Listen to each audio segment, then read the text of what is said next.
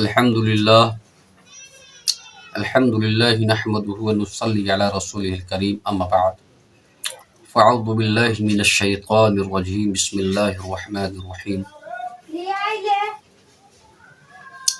إن أكرمكم عند الله أتقاكم آمنت بالله صدق الله مولانا العظيم وصدق رسوله النبي الأمين الكريم ونحن على ذلك لمن الشاهدين والشاكرين والحمد لله رب العالمين. محترم حضرات، اللہ رب العزت کا فرمان عالی شان ہے کہ بے شک تم میں کا اللہ کے نزدیک سب سے محبوب، سب سے برگزیدہ، سب سے پیارا وہی ہے جو تم میں سب سے زیادہ پرہیزگار ہے۔ محترم حضرات، آج کل ہمیں اور آپ کو اس چیز کے اوپر سب سے زیادہ غور و خوض کرنا ہے، دھیان دینا ہے کہ ہمیں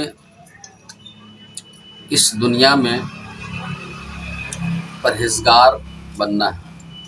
کیونکہ پرہیزگار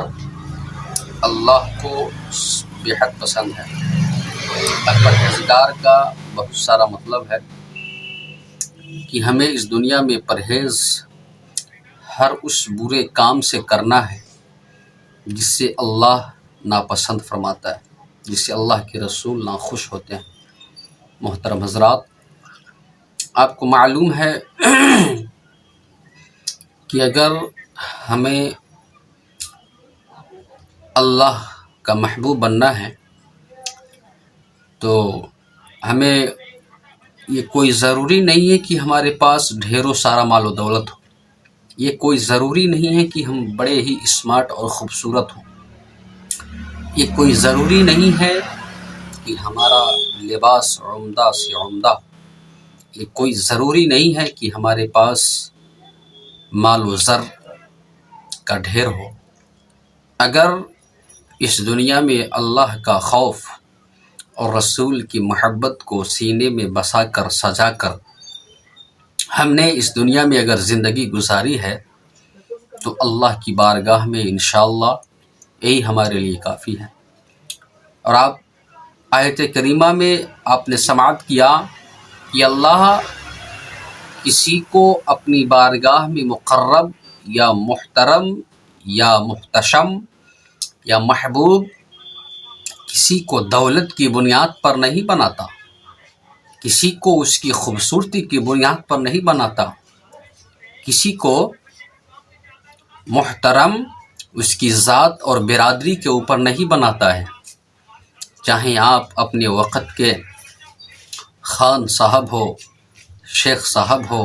کوئی ہو، اگر آپ نے پرہیزگاری نہیں نبھائی، پرہیز برائی سے نہیں کیا ہے تو آپ اللہ کا محبوب نہیں بن سکتے۔ اگر آپ کے اندر پرہیزگاری آ گئی تو یقین مانیے کہ آپ اللہ کے محبوب ہیں، اللہ آپ کو اپنی بارگاہ میں محترم بنا لے گا۔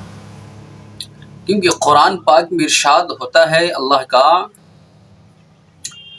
کہ ایک مومن کی علامت بتائی جاتی ہے۔ اللہ نے قرآن مقدس میں ارشاد فرمایا کنتم خیر امۃ اخرجت للناس تأمرون بالمعروف وتنہون عن المنکر، کہ تم بہترین امت ہو پچھلی تمام امتوں میں۔ اس دنیا میں اللہ نے کم و بیش 1,24,000 انبیاء و مرسلین کو اللہ نے مبعوث فرمایا۔